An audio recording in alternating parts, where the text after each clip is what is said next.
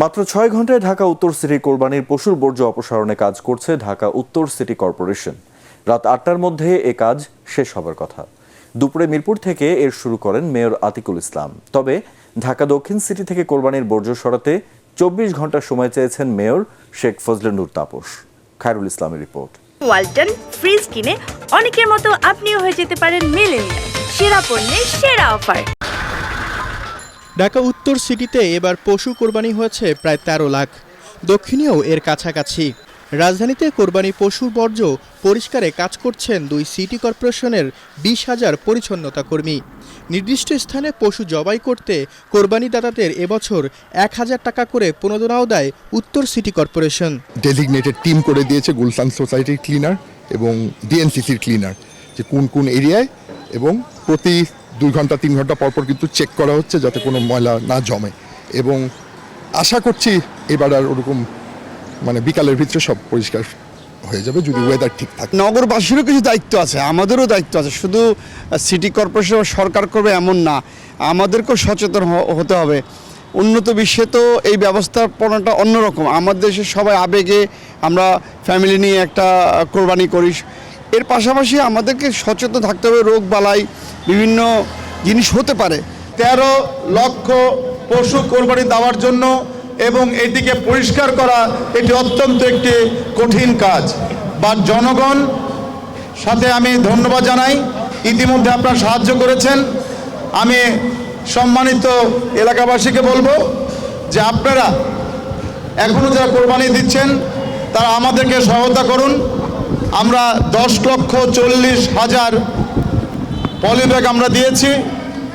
আমাদের ৫০০রও অধিক গাড়ি, যান্ত্রিক গাড়ি রাস্তায় আছে। প্রত্যেকটি অঞ্চলকে বিভাগীয় প্রধানদের আমরা ভাগ করেছি।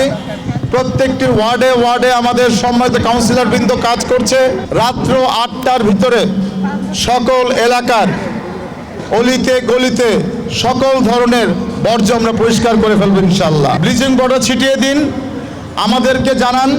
আমাদের সিটি কর্পোরেশনের ১০,০০০রও অধিক পরিচ্ছন্ন কর্মীরা আছে যারা পশু কোরবানি দিয়েছেন। সবাই আজকে দিন, আর যারা দেননি তারা আগামীকাল সকালের মধ্যে যদি পশু কোরবানি দিয়ে দেন, আমরা নগরটাকে সুন্দর করে পরিষ্কার করে ফেলতে পারি। বেঁধে দেওয়া সময়সীমার আগেই নিজ নিজ ওয়ার্ড পরিষ্কার করতে মাঠে নেমেছেন কাউন্সিলররাও। বিকেলের মধ্যে ক্লিন করে ফেলবো ইনশাল্লাহ। এবং যদি আবার কেউ রাতে বা কোরবানি দিতেই পারে, কষায় থাকে না, সেইখান থেকে আমরা তাৎক্ষণিকতা পরিষ্কার করে দেবো, এতে কোনো সমস্যা নেই। এবং হিসাব করতে গেলে আমরা কিন্তু খুব তড়িৎ গতিতে এই বর্জ্যটা আমরা সম্পূর্ণ পরিষ্কার করি এবং সেটা আমরা সক্ষম হবো ইনশাল্লাহ। একটা আলাদা উৎসাহ থাকে, একটা আলাদা আনন্দ থাকে যে আমি আজকে যে কাজটা করতেছি, আমি মানুষের একটা উপকার করতেছি, দেশের উপকার করতেছি, এবং এটা জনস্বাস্থ্যের জন্য অনেক বড় কাজ। এটার মধ্যে একটা আলাদা উৎসাহ থাকে। ১২ ঘন্টার মধ্যে আমার ওয়ার্ড আমি পরিষ্কার করতে পারবো ইনশাল্লাহ।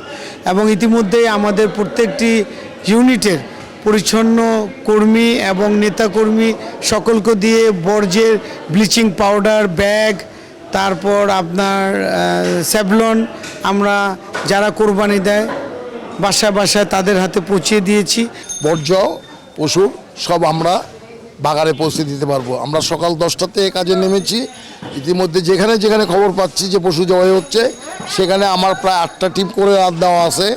আমাদের ঠিকাদার প্রতিষ্ঠানের ৮০ জন এবং ঢাকা দক্ষিণ সিটি কর্পোরেশনের পরিচ্ছন্ন কর্মী ৭৮ জন, প্রায় ১৫০ জনের উপর আমরা কর্মী বাহিনী নিয়ে এই কাজে সামিল হয়েছি। মেয়র আতিকুল ইসলাম জানান, তার আওতাধীন ৫৪টি ওয়ার্ডের বর্জ্য সংগ্রহ করে আমিনবাজারের ল্যান্ডফিল্ডে নেওয়া হচ্ছে। এজন্য কাজ করছে কয়েকশো যানবাহন। বিদেশে থাকলেও কোরবানির সময় বৃষ্টিতে যাতে নগরীতে জলাবদ্ধতা না হয় সেজন্য ভার্চুয়ালি নির্দেশনা দেন দক্ষিণ সিটি মেয়র শেখ ফজলে নূর তাপস। বিশেষ করে আমাদের মাঠ পর্যায়ের কর্মচারীরা যেভাবে প্রশিক্ষিত হয়ে গেছে, তাদের আন্তরিকতা এবং নিষ্ঠার সাথে তারা কাজ করছে, এটা দেখে আমি অত্যন্ত আনন্দিত। সবাইকে আমার আন্তরিক অনেক অনেক কৃতজ্ঞতা, ধন্যবাদ এবং শুভেচ্ছা। ঢাকাবাসীকে ২৪ ঘন্টার মধ্যেই একটি পরিষ্কার পরিচ্ছন্ন নগর ইনশাল্লাহ আমরা উপহার দিতে পারবো। সম্পূর্ণরূপে আমরা কোরবানির পশুর বর্জ্য আমরা অপসারণ করতে পারবো। কোরবানির পশুর বর্জ্য অপসারণে রাজধানীবাসীকেই সবার আগে সচেতন হওয়ার অনুরোধ করেছেন মেয়ররা। খায়রুল ইসলাম, এটিএন বাংলা, ঢাকা।